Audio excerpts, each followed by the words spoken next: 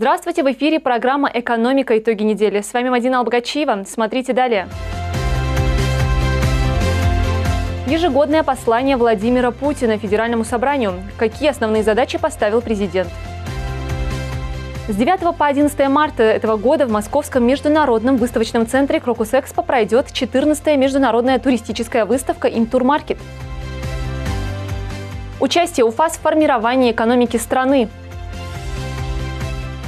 Сочи 2019. Подведем итоги.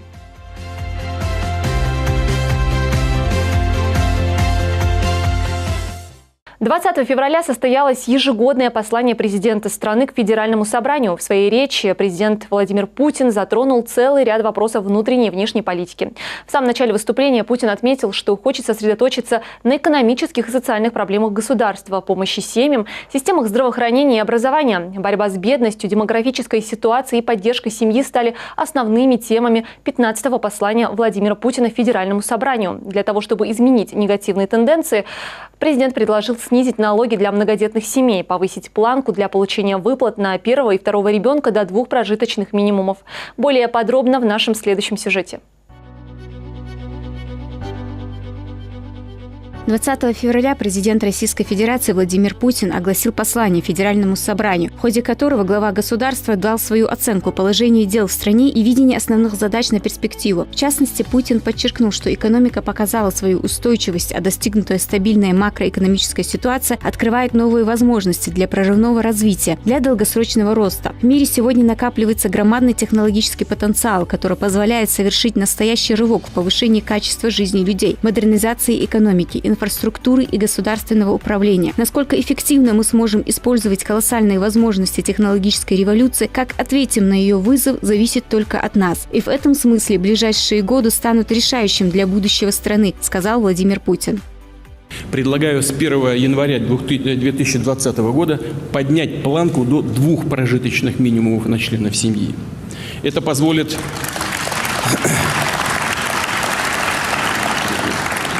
Такие запросы есть у людей. Мы видим их и прямо напрямую даже в администрацию президента вступают. Это позволит практически в 1,5 раза увеличить число семей, которые получают право на дополнительные выплаты. Помощью государства смогут воспользоваться порядка 70% семей, где рождаются первые и вторые дети. Второе. Сегодня пособие по уходу за детьми с инвалидностью и за инвалидами с детства первой группы всего 5500 рублей. Предлагаю уже с 1 июля текущего года повысить его до 10 000 рублей. Понимаю, конечно, что и это немного. И тем не менее, такая мера станет дополнительной поддержкой для семей, где ребенок нуждается в особой заботе. Третье. Доходы российских семей, безусловно, должны расти. Это серьезная, комплексная задача.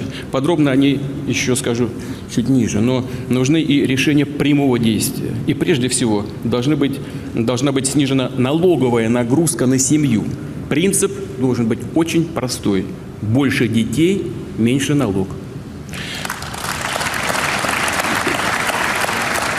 Предлагаю увеличить федеральную льготу по налогу на недвижимое имущество для многодетных семей. Дополнительно освободить от налога по 5 квадратных метров в квартире и по 7 квадратных метров в доме на каждого ребенка. Ну, для примера, что это значит. Сейчас налогом не облагаются 20 метров площади квартиры. Если в семье 3 детей, то из-под налогообложения будет выведено еще 15 метров.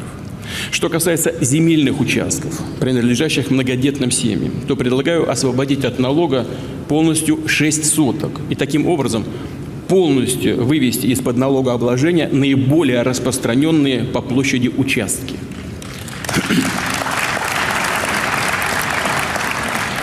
Напомню, данную льготу мы уже предусмотрели для пенсионеров, а также для граждан предпенсионного возраста. Конечно, во многих субъектах Федерации действуют свои налоговые вычеты по земле и имуществу для многодетных семей.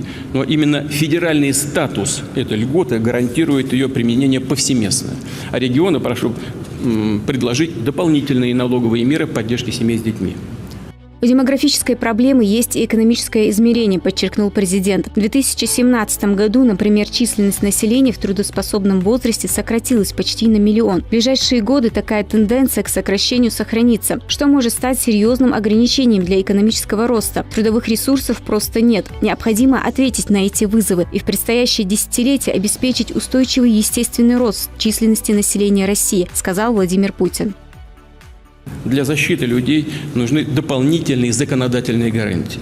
Так предлагаю предусмотреть ипотечные каникулы. Мы недавно говорили об этом в Казани. То есть отсрочку по платежам для граждан, которые лишились дохода. Дать им возможность сохранить свое единственное жилье, а кредит передвинуть, погасить позднее.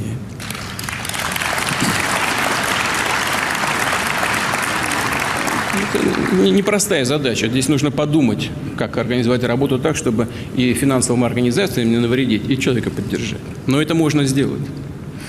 Также прошу Банк России и правоохранительные органы в кратчайшие сроки навести порядок на рынке микрокредитования. Оградить людей от обмана, мошенничества и настоящего вымогательства подчас со стороны недобросовестных кредиторов. Подчеркну, и в решении проблемы бедности, и в развитии системы социальной поддержки важно дойти до каждой нуждающейся семьи, разобраться в ее проблемах. Ни в коем случае нельзя отказывать в помощи только потому, что жизненные обстоятельства человека немного где-то и как-то не вписываются в формальные критерии той или иной нашей программы. И, конечно, нужно щепетильно, внимательно относиться к каждой детали. Владимир Путин отметил о важности для человека, для каждой семьи иметь свой дом, свое жилье. Это проблема, которая тянется из десятилетия в десятилетие. В 2017 году 3 миллиона семей в России улучшили свои жилищные условия. Теперь необходимо стабильно выйти на уровень, когда ежегодно не менее 5 миллионов семей улучшат свои жилищные условия. Это сложная задача – прыгнуть с 3 миллионов до 5, но это решаемая задача, отметил президент. Особые меры поддержки мы должны предусмотреть для семей с детьми, разумеется.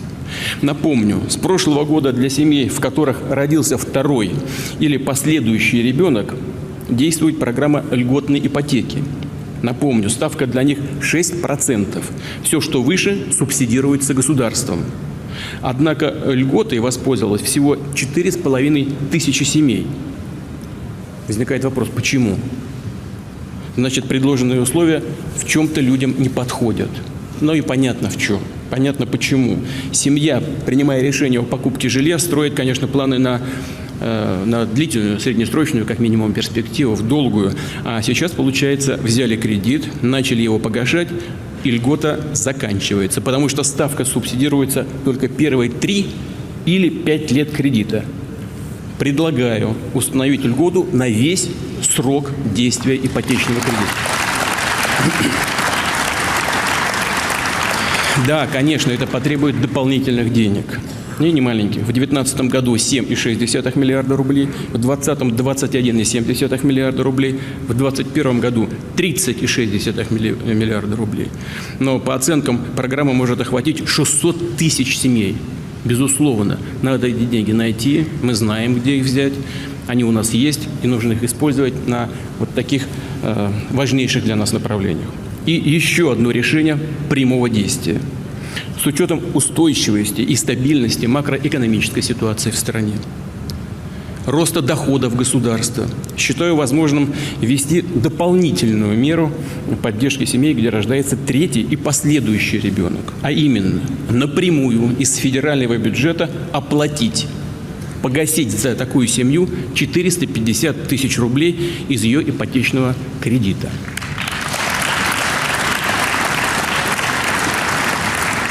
При этом предлагаю запустить эту меру, что называется, задним числом с 1 января 2019 года. Пересчитать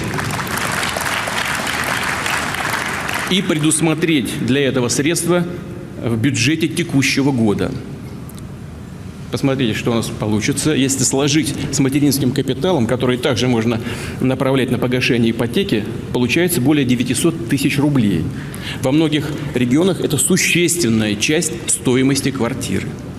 Доходы не должны расти ниже уровня инфляции. Путин напоминает, что 40 миллионов человек – бюджетники, военнослужащие, пенсионеры. Нужна качественная занятость и свобода для малого предпринимательства. Высокие темпы экономического роста – это ключ к успеху, уверен президент. Сейчас за чертой находится около 19 миллионов человек.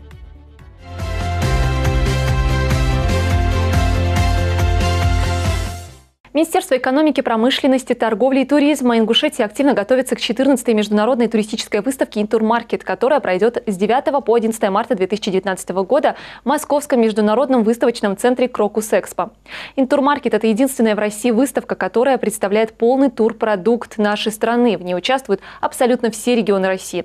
Здесь вырабатываются эффективные механизмы и налаживаются межотраслевые связи, которые помогают сформировать принципиально новые качественные туристические продукты и поднять уровень сервиса в индустрии. При этом на выставке представлены традиционные лидеры выездного турпотока россиян: Испания, Турция, Греция, Германия, Болгария, Китай, Кипр и другие страны, для которых Россия является традиционным и любимым рынком. Традиционно активны на выставке и страны СНГ. На выставке можно ознакомиться с предложениями ведущих туроператоров и объектов размещения, ближе узнать о новых туристических маршрутах и принять участие в конкурсах и розыгрышах путевок. Потенциальных путешественников порадуют дегустации национальных блюд и выступления фольклорных коллективов. В ближайшее время, а именно 9 по 11 и с 12 по 15 число в Москве планируется 2 международные выставки, участие 2 международных выставок. Первая – это «Интурмаркет», который будет проходить в Крокус-Экспо. Вторая выставка – это «МИД». МИД будет проходить в Москва-Сити, выставочный комплекс «Экспоцентр». Значит, будем презентовать весь туристический потенциал республики, презентуем новый проект наш, санаторно-курортный комплекс «Очелуки». Будет представлен гастрономический туризм, яблоки, мед, сувенирная продукция, также и национальная кухня. Будут национальные танцы и дополнительно будет презентовать около 30 туристических маршрутов.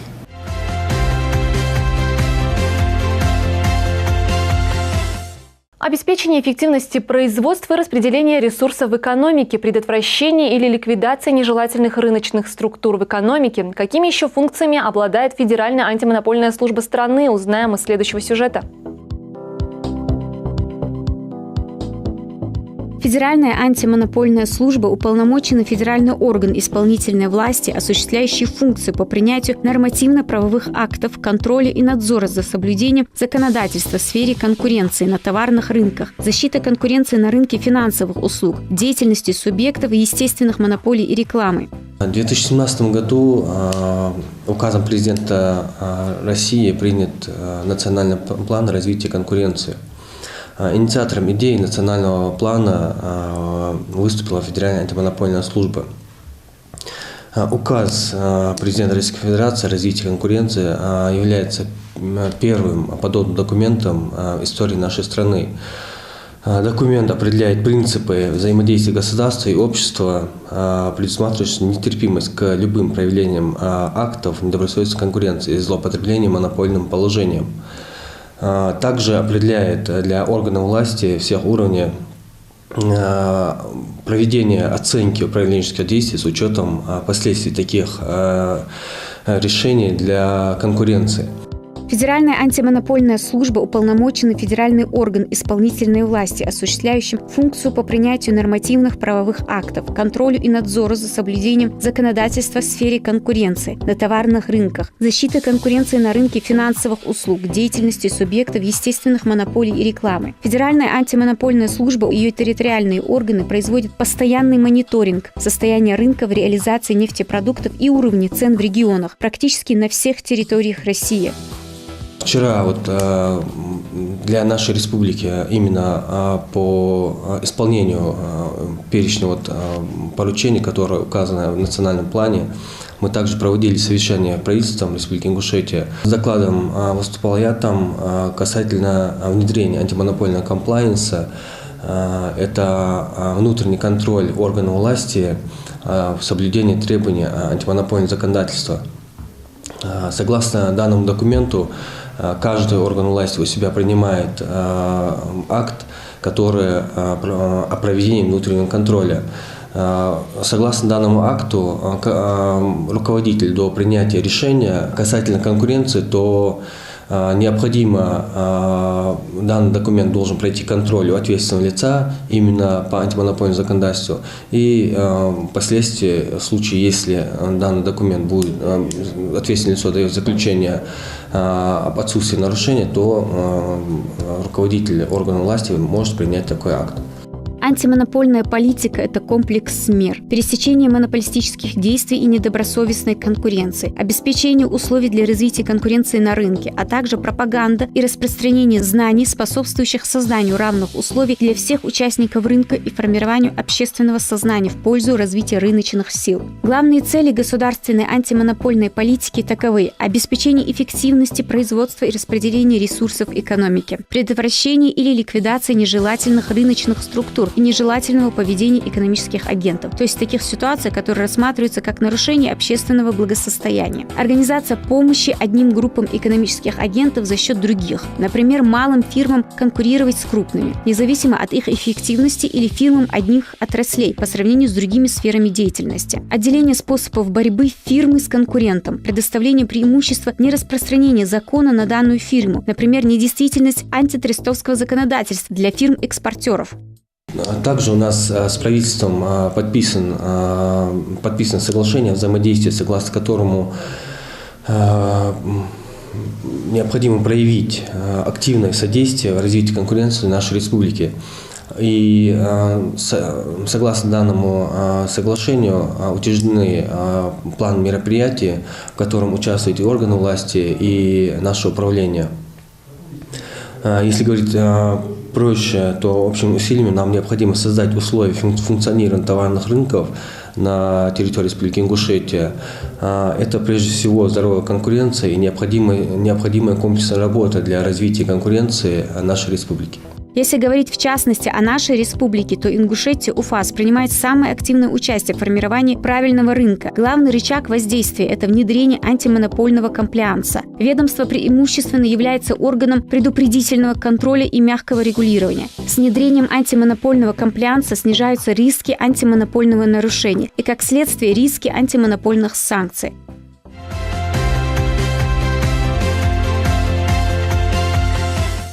Завершил свою работу Российский инвестиционный форум Сочи-2019, который собрал на своей площадке представителей федеральных и региональных органов власти, ведущих экономистов и предпринимателей. Наша республика заключила 9 соглашений с крупными инвесторами о реализации, в частности, ряда производственных проектов. Подробнее расскажет Тамара Арчакова.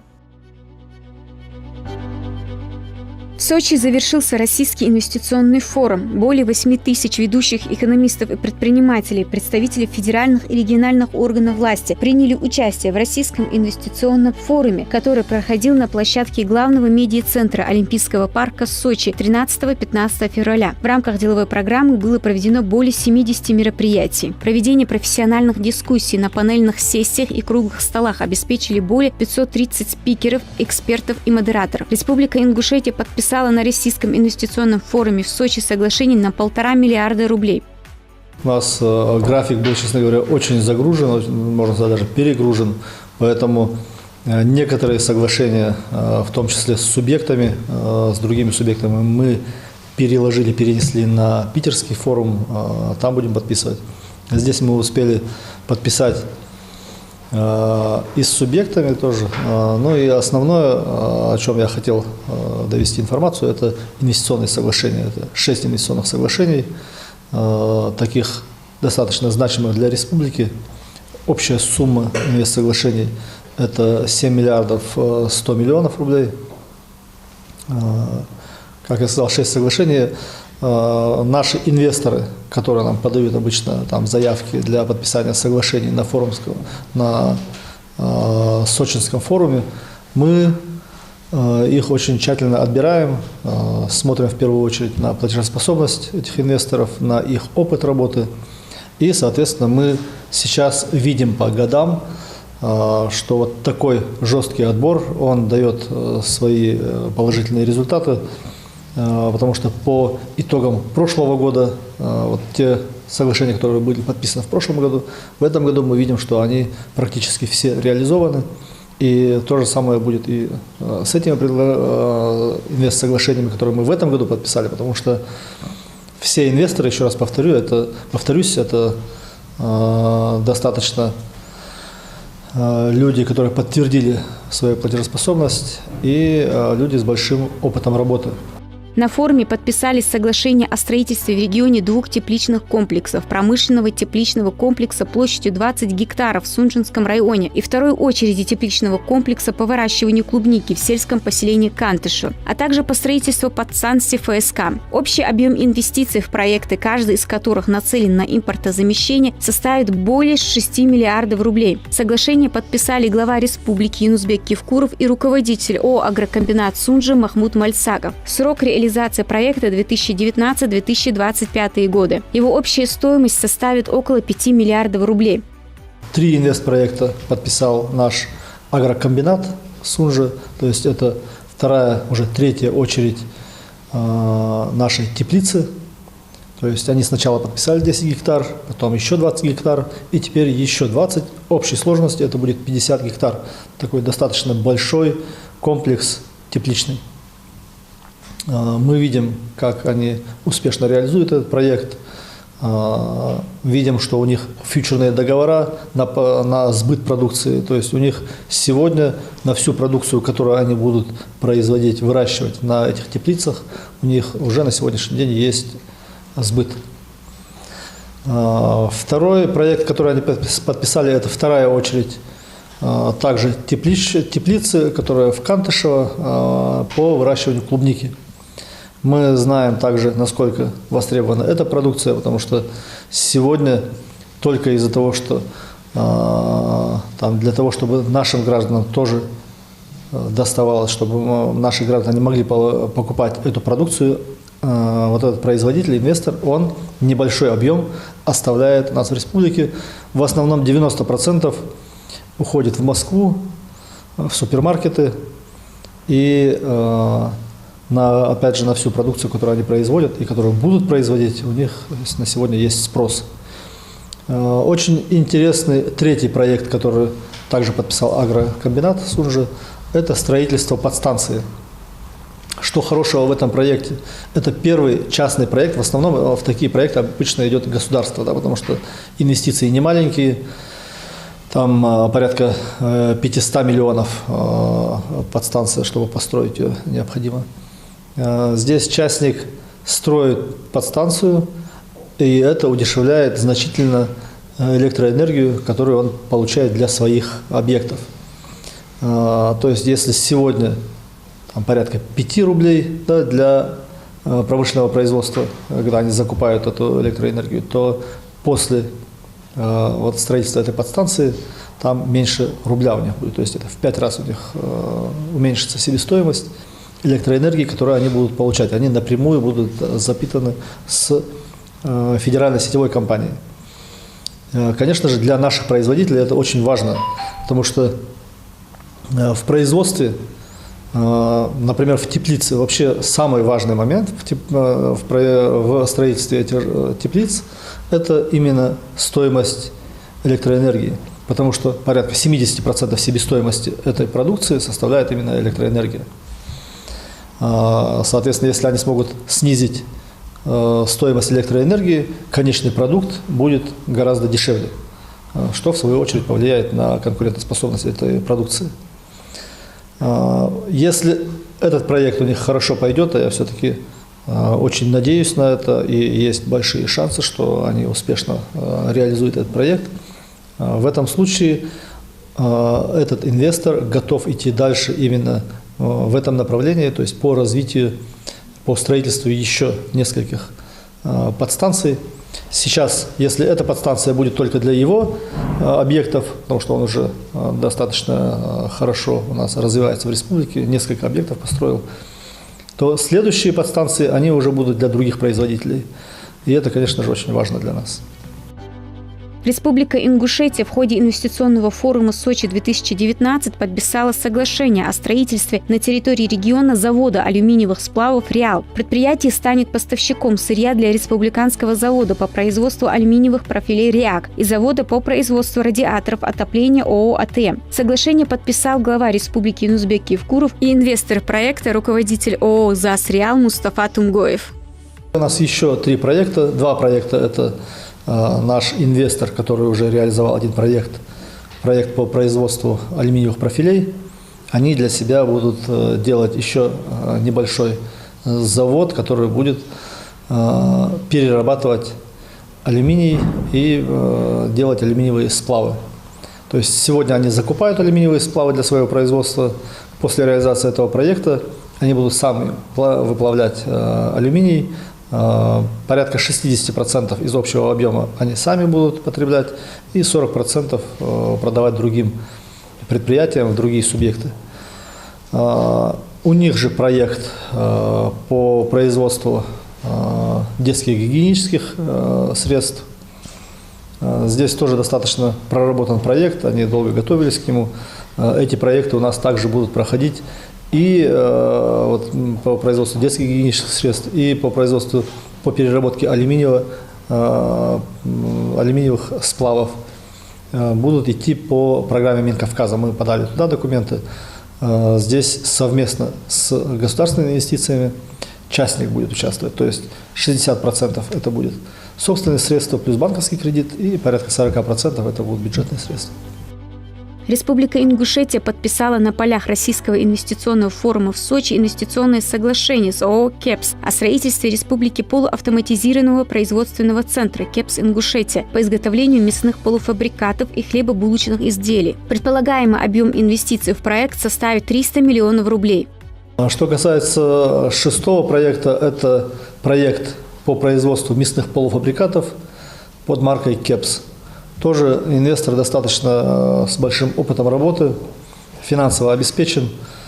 Они вот у нас и в Назране, и в Магасе открыли пиццерии, достаточно успешно функционируют. И сейчас это уже у них такой немножко другой уровень по производству вот этих мясных полуфабрикатов. Масштабный проект, порядка 300 миллионов.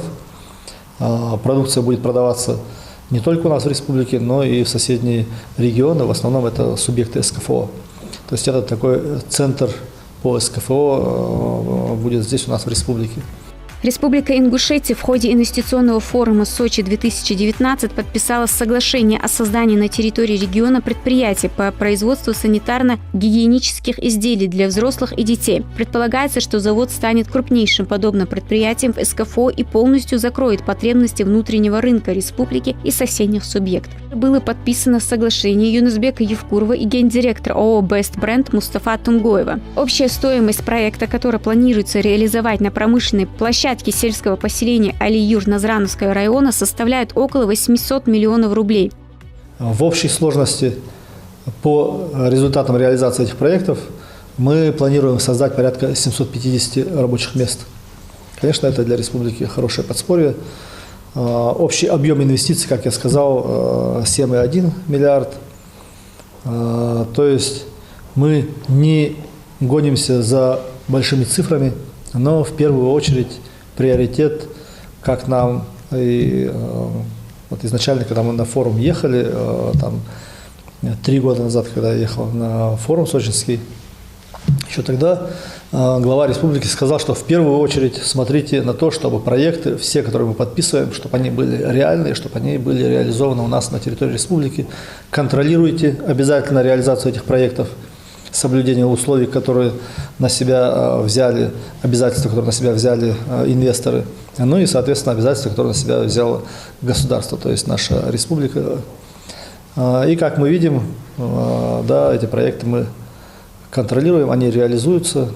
Уверен, что и вот данные проекты также дадут хороший результат. Как я сказал, помимо рабочих мест, помимо инвестиций у нас в республике, это, конечно же, дадут в первую очередь отчисления, налоговые отчисления, которые в свою очередь обеспечат выполнение социальных обязательств.